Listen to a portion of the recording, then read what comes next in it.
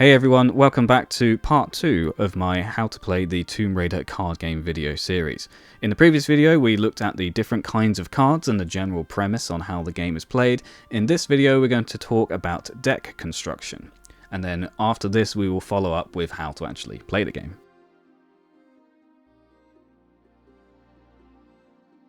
So decks for the Tomb Raider card game are split basically into two categories. You have the level deck, which exclusively contains the green level cards.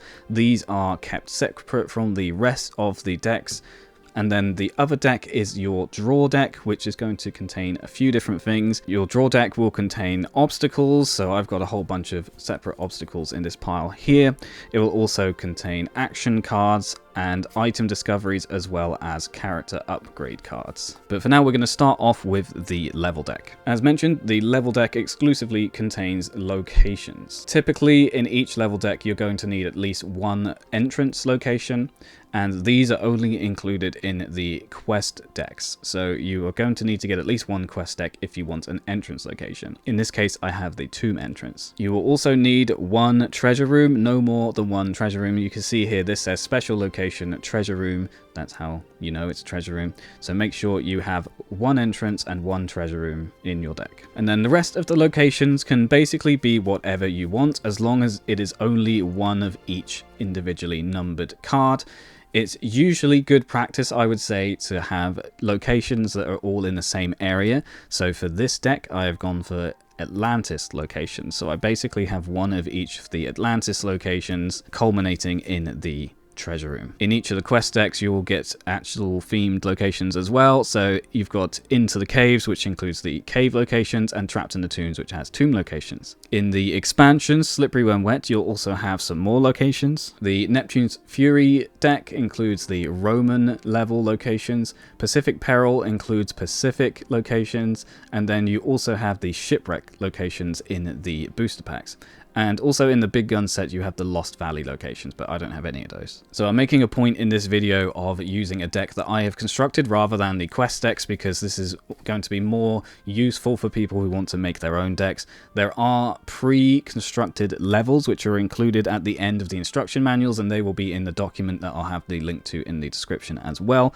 But if you want to make your own level deck, then those are the things you want to look out for. So one entrance, one treasure room, and then one of each however many locations you want to include, as long as they are all different. It's also worth bearing in mind you're going to need at least the number of locations that are going to be within your game world, and we'll cover the game world and getting started in the next video. But I showed you the depth tracker in the previous video.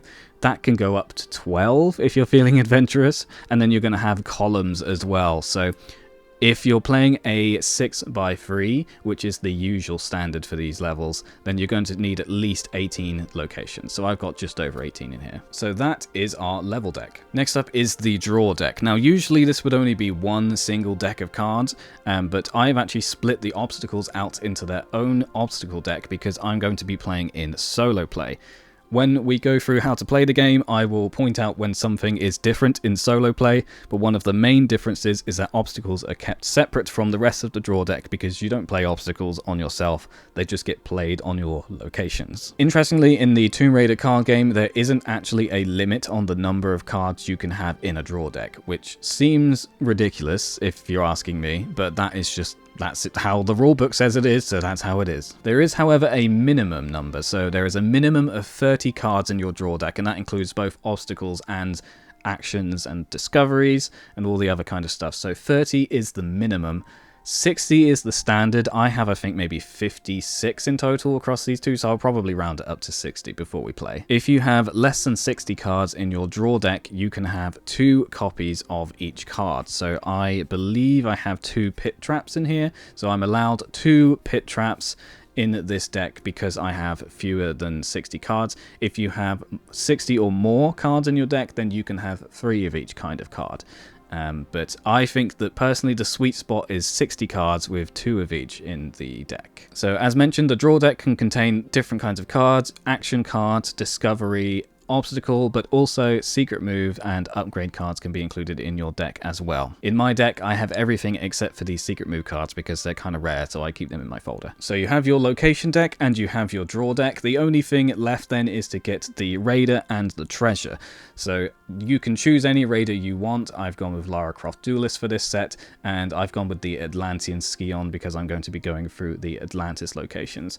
So once you have these cards, these two decks and these two, you are ready to play. In a future video, I will be covering the Slippery When Wet expansion, and there are some things you need to consider in that one as well. So things like wet and dry locations and wet and dry obstacles, you're going to want to take those into account when playing the Slippery When Wet expansion, but that one is for a future video. So that's everything on deck construction. Thanks for watching. I'll catch you on the next video where we're talking about setting up the game.